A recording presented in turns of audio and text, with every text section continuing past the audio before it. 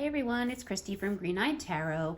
I'm here today just to film sort of a really casual chit chat about the decks that I currently have on my desk. I realized that I have quite a few on my desk. My desk is getting completely overrun with decks, which is okay because I'm using them, which is great. I feel like it's better to have a whole bunch of decks out that you're using rather than them being on a shelf somewhere not being used. So I figured I would just kind of run through some of the ones I've been using, some of the ones I've been using together, because I don't often use tarot and oracle together, or at least I didn't. And now all of a sudden, maybe within the last 3 months or so, I've been pairing decks, which I never used to do. And oracle was not something I used very often, so I've been doing that and I've been really enjoying that as well. So I thought I would just sort of kind of show you some of the decks I've been using and like how I've been using them. Just kind of a fun, casual, it's Sunday afternoon, it's beautiful out. The windows are open. It's like 73 degrees today. It's so nice. I was out, I had a nice walk today, and now I'm back and just thought, let's have a little chat about tarot decks that I'm currently using. So let's see, in no particular order. I'm just gonna start grabbing decks unless they're decks that I've been using together. I'll kind of group those together. So I have the For Hoxa Tarot, very popular tarot deck. You know, nothing extraordinary here other than that I love this deck. And now's the time when I typically start to dig into the more fae/fairy decks. So I've been using this one a lot more in the last couple of weeks as we sort of approach our spring and we approached May 1st. So I've been using more of like the fairy type decks, but this is a gorgeous, gorgeous deck. This is the Independent. I know this is coming out mass market. So I'll definitely probably consider maybe looking at that and possibly rehoming this one. I love this one. It's just the cardstock is so slippery. And it's a large deck, so I have trouble with it, but it's gorgeous. It's so earthy. Like everything about this deck is really earthy and very grounding. It's just gorgeous. It's really beautiful. It's just beautiful artwork. I have the Crow Tarot by the same creator, which I've had for a long time, but this one just is like very different. I love the guidebook, the way the guidebook story is like a story. It sort of tells a story like of this land, you know, that we're looking at within the cards. So I really like this deck for its fae energy. And I typically really sort of dive deep into the fae energy around springtime. And do, you know, sort of more offerings to the fae and, you know, sort of my altar. In my bedroom, my main altars, incorporates, you know, some fairy imagery and things like that. So I love to sort of pull this energy in around this time. But this is a really beautiful deck. I love this deck. So I love the fiery colors. So many like bright colors, oranges and reds and yellows. And just the deck that I've sort of been using with this is the Divine Nature Oracle. This one is the one that I've been using with the For Hoxa because I feel like it really goes well together. Aesthetically and just energetically. Obviously, the For Hoxa is a very sort of nature-based deck. It has a very nature feel. But something about these two decks together just seemed to work.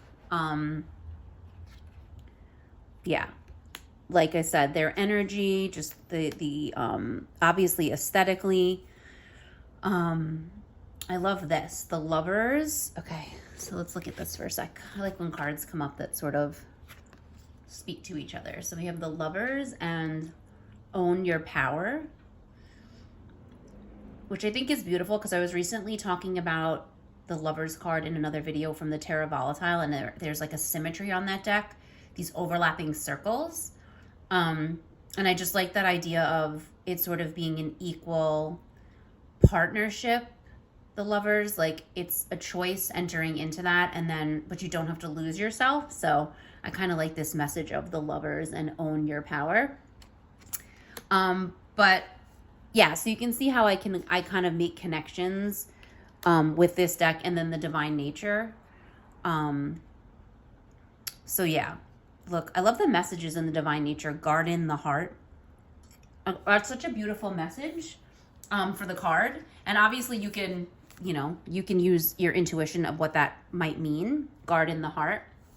But let's read the guidebook. This has a really nice guidebook. It's a color guidebook, so it has the color images of the cards. But let's kind of look at what Garden the Heart says, because I don't know, that's just a really beautiful message, especially for right now. Things are blooming. It says, it's not enough to guard and cultivate our thoughts. We must also pay attention to the heart's garden. Are you allowing your heart to focus on what expands your possibilities? Are you weeding out repetitive feelings that make you feel small or ashamed? Our emotions tell us with great simplicity and power where we are in relation to where we want to be. Make friends with all of the feelings as they show up. Allow them their natural ebb and flow. Then cultivate the ones you actually want to thrive. Plant your hopes, water your enthusiasm, grow your love with wild abandon. Now is the time to make room for all emotions to come and go as they show up, rejecting none. Then, in your surrender, nurture the ones that reflect your great worthiness. I love that. It's sort of the idea of allowing the emotions in, feeling them, working through them, and then weeding out the ones that sort of don't serve you. I love that message. I don't know about you, but I love that message. Garden the heart. So it's a really beautiful deck. I didn't think I was going to like it as much as I do. And I do love this pairing, the Four Hoxa and this Divine Nature. I think it works really well, like I said, energetically. But the Divine Nature just as a standalone deck works really well too. Like it's great for like one card a day, like a card a day. I was doing that for a while with it, and I switched off to another Oracle deck, but I was doing like a card a day in the morning. It just sets such a really nice tone, and I really like that message that we just got about garden your heart. I really like that. So that's Divine Nature and Four Hoxa that I've been sort of using together. So I also have the Magical Nature Tarot. This has been on my desk pretty much since I got it because I just think it's so beautiful. Again, a really earthy deck, really earthy energy. And it's so grounded in earth because of the way it's made. I did an entire walkthrough of this deck and sort of like a review of this deck. So I can definitely link that in the cards if you don't know about this deck. This is one that is really ethically made. It's made out of plants and flowers and herbs and just everything from the earth. And even the art that it was created, the art was created through using all natural materials, and the cardstock is an Eco Herbage cardstock. Look at this moon card. This is just a really, really, really beautiful deck. And I think I said this in another video because I've talked about this deck quite a bit. So I won't really like gush about it anymore. But when I am feeling sort of ungrounded, when I need to feel grounded to invite that energy in, I pick up this deck because it literally feels like the earth. Like the cardstock, it's such a sensory experience, this deck. I think I've said that before too, but it really is just a sensory experience. The deck even smells. It smells like rosemary. That's what it smells like to me. It has like an herby smell. To me, it smells like rosemary. So, but this deck is so pretty. It's just so stinking beautiful, and it provides really clear readings. And I've been really enjoying using this deck as a way to reground myself when I feel like that's what I need. Because I don't know about you all, but sometimes I just, I feel myself dysregulating. I feel deregulated. And this is one of, the ways that I can sort of come back to the earth and like feel stable and feel like I have a solid foundation, and like there's a connection to everything around me. And it sort of brings me back to that really grounding space. So the Magical Nature Tarot has just been, it's been this really beautiful piece of safety, comfort, definitely earthy and grounding. And sometimes even just shuffling this deck like brings me back and grounds me. So that's the Magical Nature Tarot. It's one that I've been really just loving ever since I got it. Like I said, it's been on my table since I got it. What else do we have? So we have of course, the Terra Volatile. I've literally just been using this deck nonstop for quite a bit. And this was my one deck Gone Wild choice, was the Terra Volatile. So this is what I used for the video, the one deck Gone Wild tag. Because I've just literally gone wild using this deck, just been using it nonstop. It's just really beautiful. And the name itself, that sort of alchemizing, that very magical and esoteric feeling, but also grounding and earthy. Like look at this card. The Seven of Pentacles, like you see the figure is the ground and the tree is coming out of the figure. It's got such beautiful imagery, and I love the way it depicts so many of the cards. Like I said, I talked at length about on the one deck on Wild. I'll try to link it in the cards. I don't want to keep going on and on about this deck, but I do love it and think it's just fantastic. And I've been using it nonstop. It's been my main deck for the last, I don't know, 4 months, maybe 5 months. It's the one I consistently keep going to grab. It's so interesting to me because it's got a very different aesthetic, and I didn't think I was going to connect to it. I knew that I was going to love it, but I didn't think I was going to connect to it as much as I have. To me, it just has such a balance. There's such a balance there of different energies and different elements, and it even has its own extra suit for ether, like spirit, the suit of vessels. To me, yeah, this is just a really balanced deck. And yeah, it's definitely one I've been using for ancestor work as well. That's the one I've been called to use. So the Terra Volatile, that's been my main. The deck I've been using with it, which I've sort of really been loving, pairing this with the Supra Oracle by Usi. This has been a really, really, really cool pairing. I've really enjoyed working with these two together. I don't know. I mean, I guess aesthetically, they sort of match aesthetically. But it's not so much the aesthetics. I think it's because this is a very, esoteric, it's based on Jungian archetypes, but to me it has a very esoteric feel. It's very simple in its art style and artwork, but I think that's what I love about it, in using it in combination with different decks. And then it has like these interesting cards, like their shapes, that have to do with the Jungian archetypes. But yeah, it's a really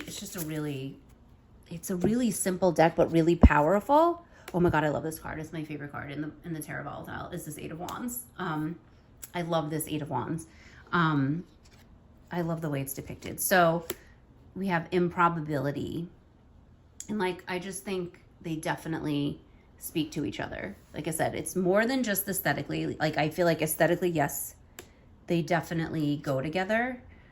I love that. The Fool and Gnosis. I think that's how you pronounce that. That's how I pronounce it. Wow. Sort of like the knowing, the Fool. They don't know. It's the unknown. I don't know. I love these combinations. Like I said, it's been really fun pairing these two together. I didn't know that they were going to go together so well, but I think that they really do speak to each other. And like sort of, if I'm doing like a three cards with this, and then I pull like one card from the Supra, it's really been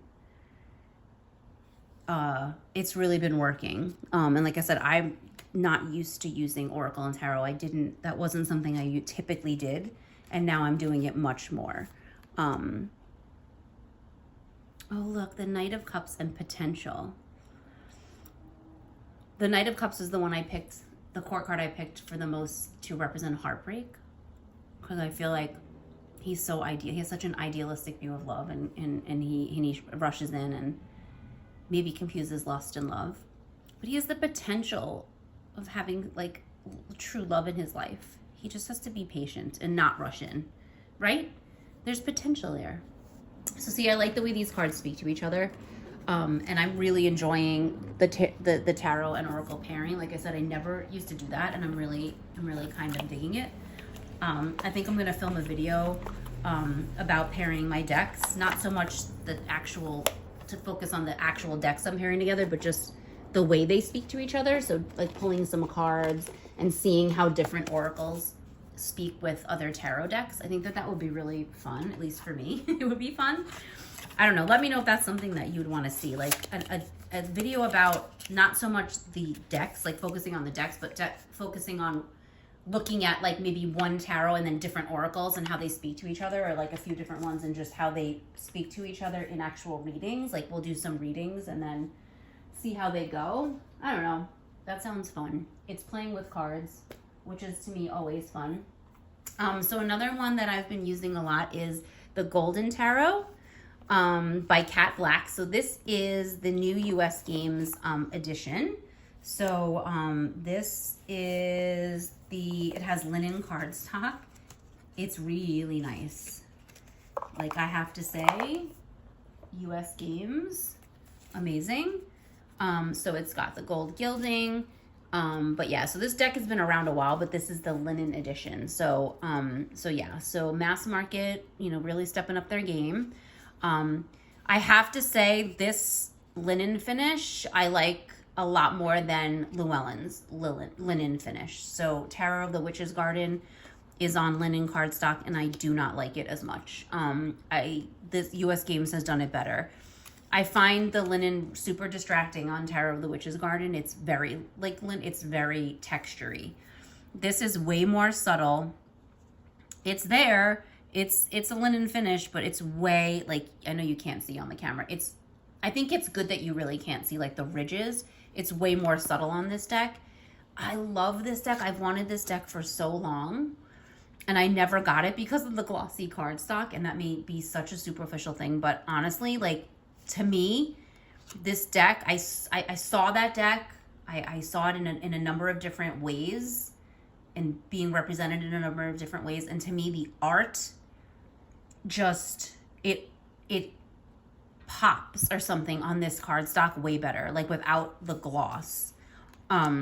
So yeah, so this deck is, if you don't know about this deck, in terms of the artwork, it's different pieces of art from the Middle Ages. So there's a period, it was 1400s through 1600s, or so it's in that range, and it's different pieces of different art from all different places, not just museums, but a lot of churches, and monasteries and things like that.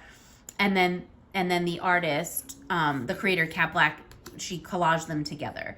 And the great thing about the guidebook is half of the guidebook is the tarot meanings, and then half of the guidebook is just the resources. So literally where each piece of every card came from. So all the paintings and all the artists and the time period that they painted, I believe even the school of art that they were associated with. It's really, if you're an art history nerd, if you love art history or just have even just a mild interest in it, the guidebook is amazing for that. I literally just went through cards and looked at the guidebook and read where they were from, and I was just super excited. So yeah, this deck is really, I love the depth. Just that adds another layer to working with this deck, because of the way she lists the references and where the art came from, just the different different parts of the world it came from, and the painters. And the cool thing is like you can go down a rabbit hole. You can like go on and like Google. That's what I did. Some of these artists, and just fall down a rabbit hole of like seeing their artwork, and it's such a cool extra layer. But this is a great reader, and I love the art style. I sort of love this medieval. I love the way it's depicted, and that it came from real art, but it was collaged together so that you really get the meaning, the traditional meaning from the tarot. I think it's brilliant. And on this cardstock, it's amazing. It's amazing cardstock. So super happy to have this. Been using it like crazy. I love like I said, I love that layer in the guidebook of that, the resources where she got the art. So this is the guidebook. So it has like little black and white images of the cards, but it's a really nice thick guidebook because she has this appendix back here. So like, for example, sources for the Fool. So there's 4 sources for the Fool card.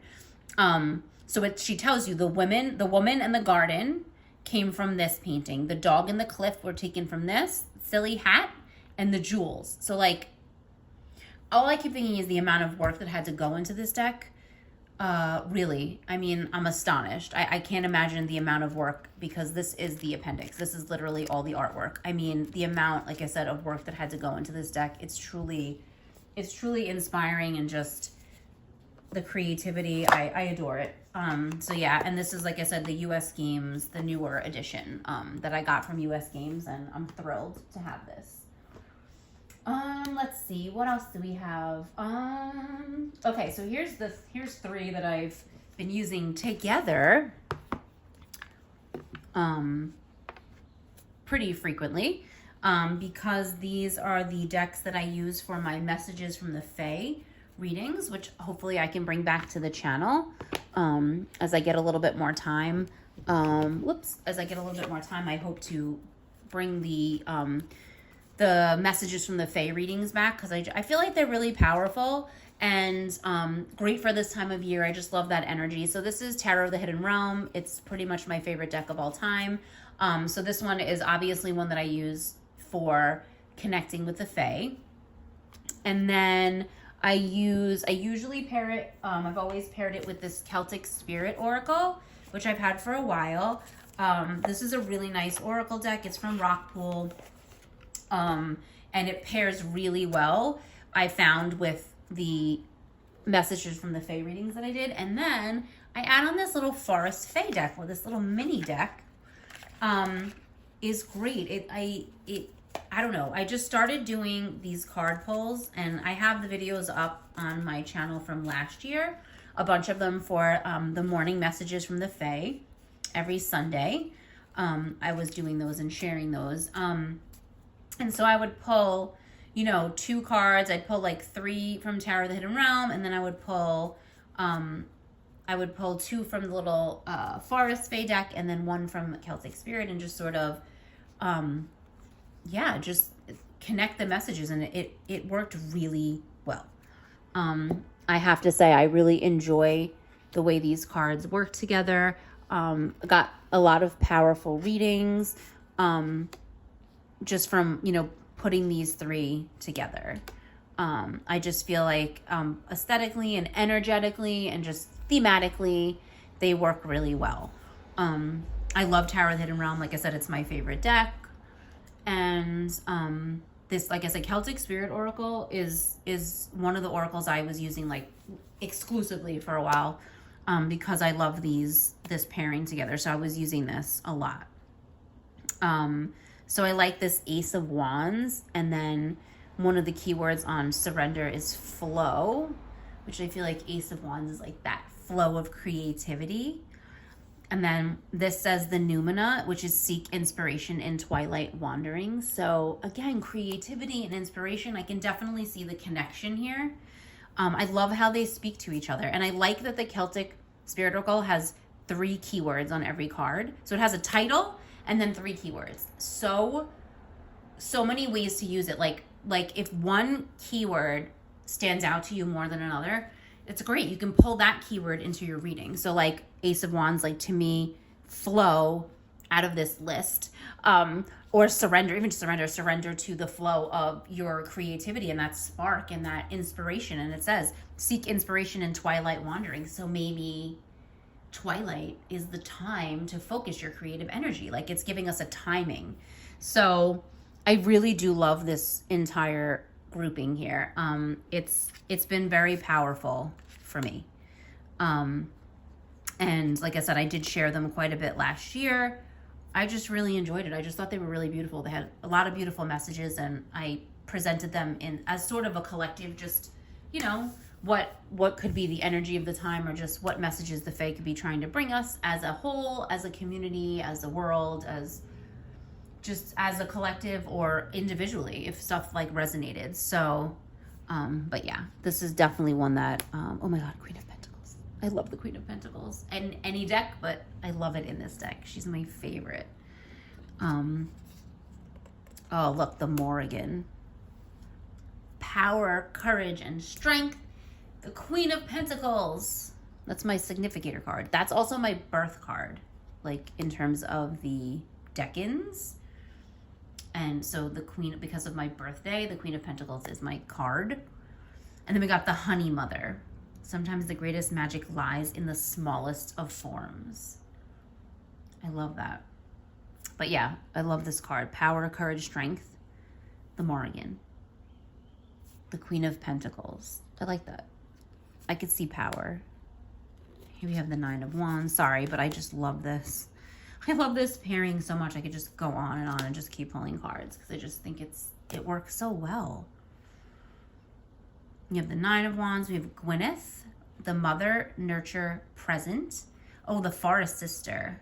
The moon shines brightest after the storm. I love that. The moon shines brightest. Reminds me of like the Star card. So yeah, so this is just a great pairing. I mean, any one of these decks works really well, obviously, on its own. Tarot of the Hidden Realm. Like I said, it's my favorite deck, so I use it quite a bit. But any of these like will work really well. But I just think I really like this grouping of decks. So Tarot of the Hidden Realm, Celtic Spirit Oracle.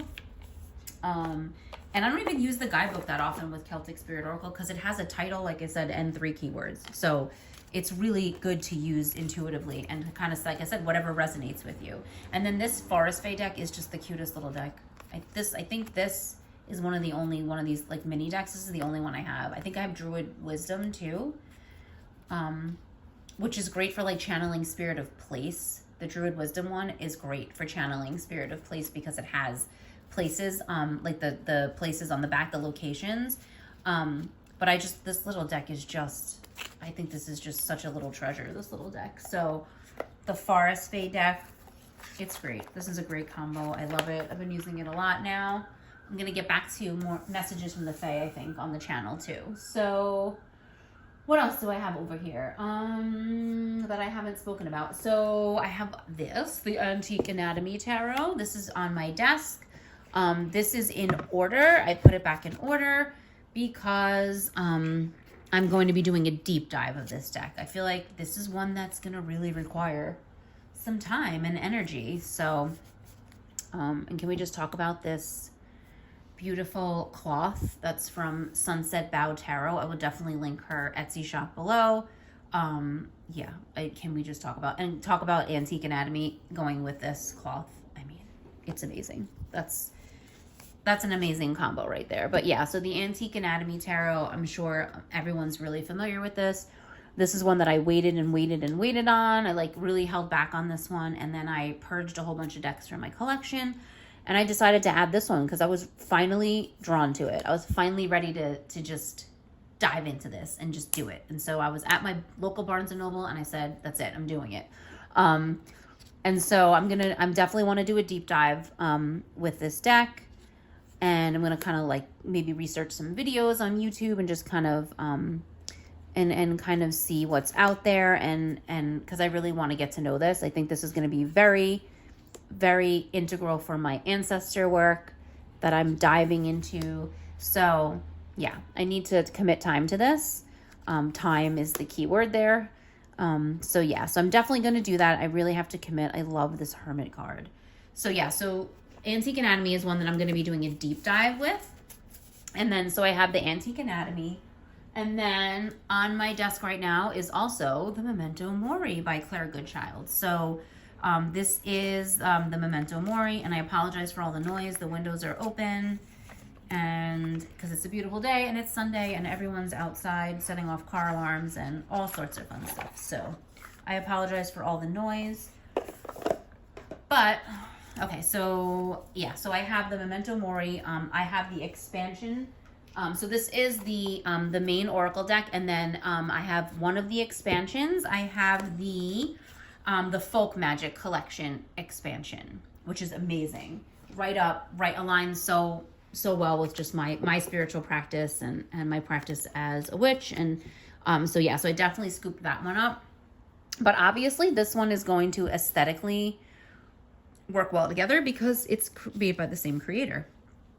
So I'm really looking forward to pairing these because clearly they're going to work beautifully together and speak to each other. But I've also been enjoying using the Memento Mori Oracle on its own. Like Feather was one of the cards that I pulled one morning for just like my card of the day morning pull. And it's really beautiful because it talks about spirit messages and ancestral knowledge and messages from your ancestors, which I just absolutely love because it's one of the reasons I brought these two decks into my collection, so that I could work with them together and work with them separately and then incorporate them into my ancestral tarot practice. But yeah, so I'm really excited to use these. But like I said, the Oracle in particular, I've just been using it on its own, trying to like just sort of get to know it. Again, this comes with like keywords, like a little guide. It comes with a little guidebook that has keywords. But you know, I'm definitely trying to come up with my own and use this intuitively. Because I feel like it definitely could be, even though there's just like it's just like a drum. Like that's exactly what it is. This is really challenging me to dig deep and use my intuition. And I feel like it's whatever I come up with is really what that could mean for me.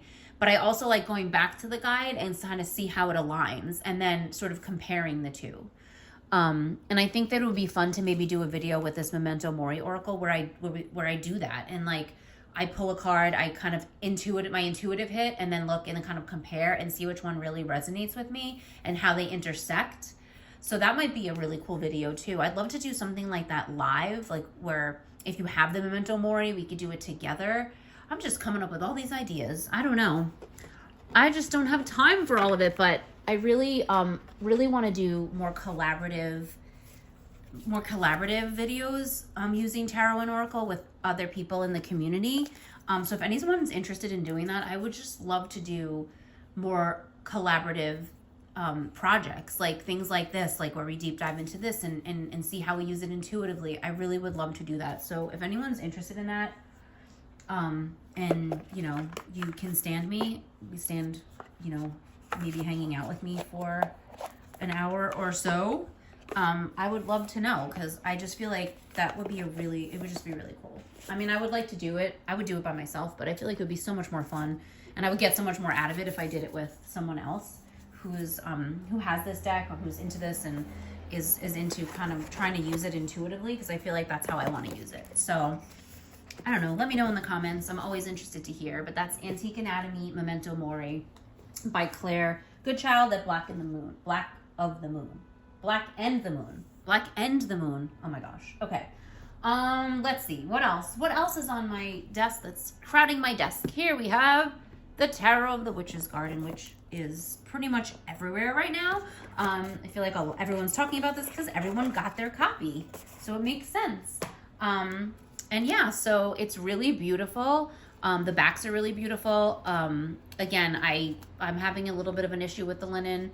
I probably could have done out without the linen and just done the regular Llewellyn cardstock. I mean, I give them props for, definitely, changing it up and giving people what, you know, what they may want. Like I know a lot of people are excited about that. And it's fine. It's just, it's very texturized. And to me, I don't know, it's a little distracting for me. And that's a personal thing. Texturally, visually, that's just me. But it's gorgeous. You know, it's got beautiful artwork. It's the same artist who did Compendium of Witches, which I backed and I have, because I really do, appreciate her art style.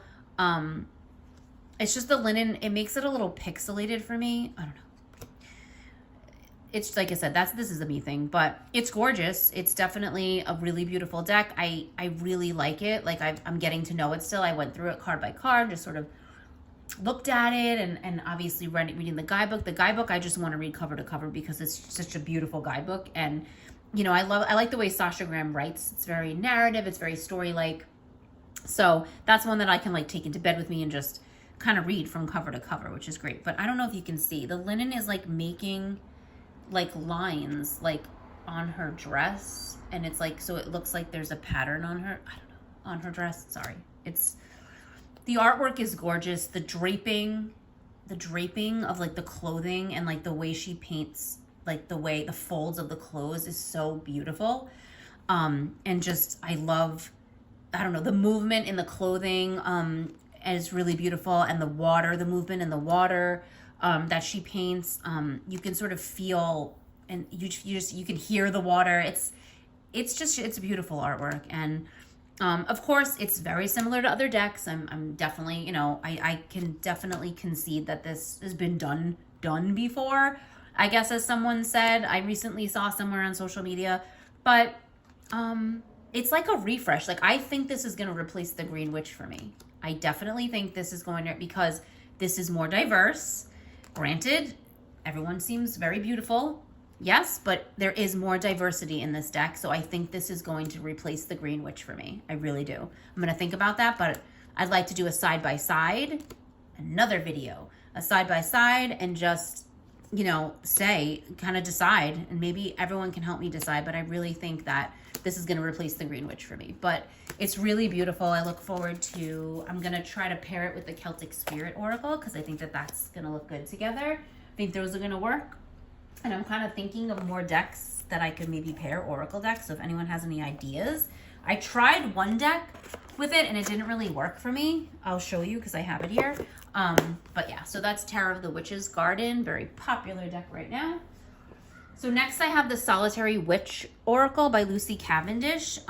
So this is one that I actually picked up in my local metaphysical shop. It's really beautiful. The art is done by Lady Victoria. She's Lady Tor on Instagram, and I love her artwork. I love it. So I feel like that was one of the main reasons I wanted to get this deck, just because I really appreciate her artwork and her art style. It's really beautiful. I tried to pair it with the Tarot of the Witch's Garden, and it didn't work. It just was not working. Because the messages on this are really specific. It's the Solitary Witch Oracle, so it does talk about like Sabbath. So this says Lunasa, forgiveness and justice. So, and it's like definitely a little goth, like a little dark. I do love her artwork, like I said. So the messages, and sometimes she changes. It's very specific. It's got a very specific energy. Like I said, I do love the artwork, the blessing and the banishing candle. So it's very witchcraft oriented. It's very craft oriented. So if that's not something that, you know, this is not going to be a deck for you. If it's not something that, that speaks to you, you could get it just for the artwork and the messages. You definitely could, because it's really pretty. But I don't know in the long run where this is going to fit in. Like I said, it's very beautiful. They're larger than even like a typical oracle, I think. So they're really nice for like altar cards. And that's probably where I might use this, is like on my altar.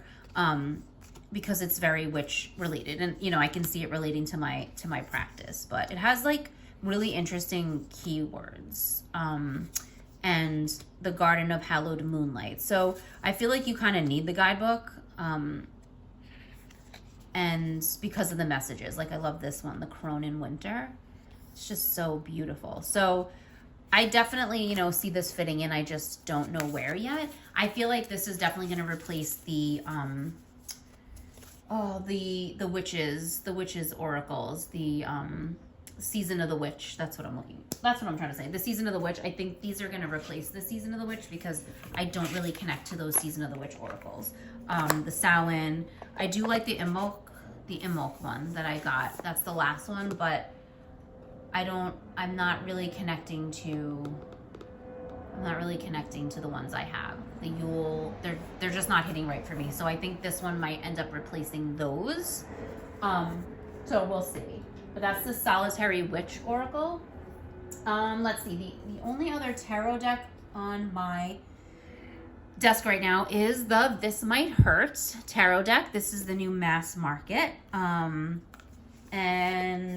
I've always been interested in this deck. I sort of looked at it secondhand. So I'm excited to have it. It's like literally brand new, as in like yesterday, I think. So yeah, so it's brand new. Like I only took it out and looked at it a little. I've been trying to work the cards because there's a bow and they're separating, which is driving me crazy. Yeah, I'm a Capricorn and have a type A personality, so it's driving me crazy. But that's just me. And the cards are like a little glossy, a little, but at Liminal 11, I kind of knew what the cardstock was going to be. But this is such a fun, really inclusive. I'm super excited about the inclusivity in this deck. And I think this is going to be the modern deck for me. Like I got rid of Modern Witch. I didn't really connect with that, but I think this is going to be the one that sticks. The modern deck that sticks, because I don't have a lot of modern decks. And I think this is going to be one, like this one replaces the Modern Witch, like I said. And I have the Super Lunaris, which I love. And that's definitely a little bit more modern. I wouldn't say it's like fully modern. But I think this is the one that's going to stick for me in terms of modern deck. So that's the This Might Hurt. This is the new Liminal 11 Mass Market Edition. So I'm excited to get to know that one. And let's see, the only other deck that I have, let's see, Oracle deck is this one. This is the Wild and Sacred Feminine deck. This deck is really special. It's really special. I've been pulling a card a day, and a lot of times I pull it at the end of the day. I pull it as like a nighttime card. It's very soothing, but it's like it feeds my soul. It's like it's on a soul level that I connect with this deck. And so I have been pairing it a little bit with some decks. I paired it with Forhoxa, which actually works really nice too. But yeah, this deck, my partner actually bought me this deck for this year as a gift earlier in the year, and that makes it special to me. That makes it really special to me that he got this for me, and he picked it out, for me, and he kind of saw it as something that I would love. So that's, makes it more special. But I love the keywords and sort of the categories that they put the cards in. Like there's archetypes, and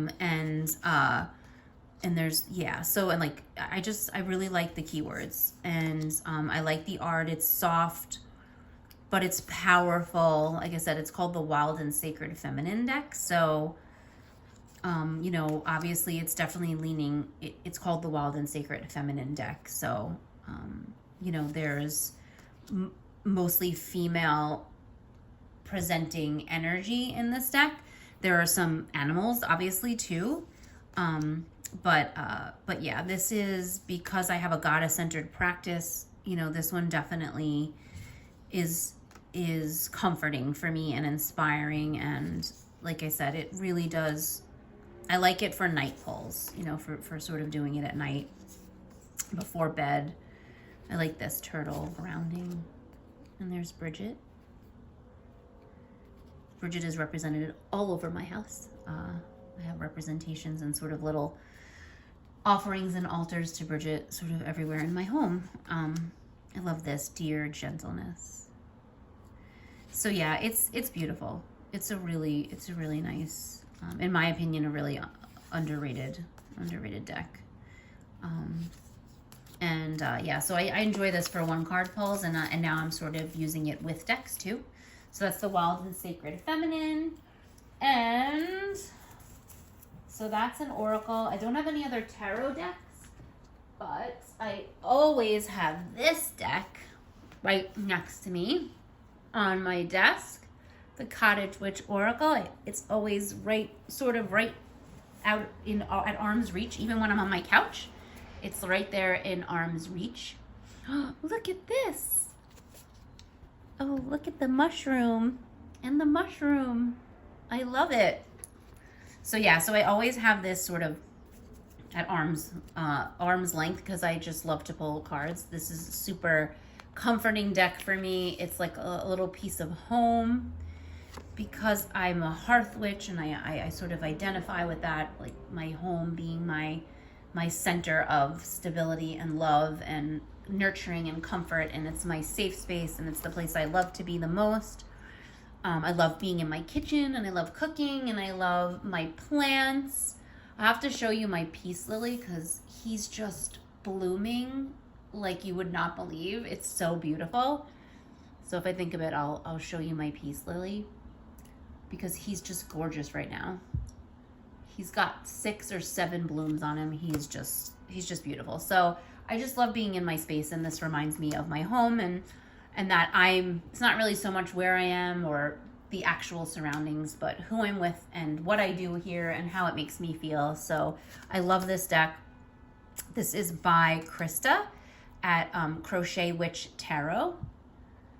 But it's just, I got the expansion for it, so it's even more cards. Just more deliciousness. Oh, look at the kitty. Familiar. So, and there's his catnip. So yeah, so I just love this deck. It's like a little home, like a little piece of home. And like I said, I usually have it right within my reach. I like to sit on my couch when I'm like relaxing and just flip through these and pull cards and just love it. Get the messages from them. A little storybook. So yeah. Oh, there's the other familiar. Gotta have a dog and a cat. Coffee! That's how I begin my day every day. So yeah, so this deck is like a little slice of home, so I always have this sort of within my reach. So that's the Cottage Witch Oracle. I adore it. It's one of my favorites. Like I said, I always have it around. It's always going to be on my desk. So that's everything that I have on my desk right now. And my desk is getting quite cluttered, but that's okay because I'm enjoying using all of these so much. I'm having such a good time pairing decks, like I said, which I never did before, and I love. I find out I actually like it now. My tarot practice is changing so much. I don't know if any of you guys feel the same way, but my tarot practice has evolved so much, and I'm loving it. I love the way it's evolving. I love where it's going, and I'm kind of getting a lot of inspiration and all these, like, look at all these ideas. I'm gonna have to write these down, the ones that I mentioned in this video, because I feel like I definitely want to make those. I feel like they would be really fun, and maybe they'll only be fun for me. Who knows? But I really want to make them. So I hope you enjoyed this really rambly video, and I'm feeling really happy today. It's so nice out. It's Sunday. It's just, there's a nice breeze coming through the window, and I feel really grateful for a lot of things today. So I wanted to come on and just share what I've got on my desk and how I'm using it. And so yeah, so let me know, what are you using? What's on your desk? What's on your desk right now? What decks are you using? It could be one deck. That's great. It could be 3 decks. It could be 50 decks. You should have a really big desk then. But yeah, please let me know, all the good things, even not so good things. I'd like to hear it all. And I thank you so much for watching. And if you haven't, please subscribe, and I'll see you in the next video. Bye.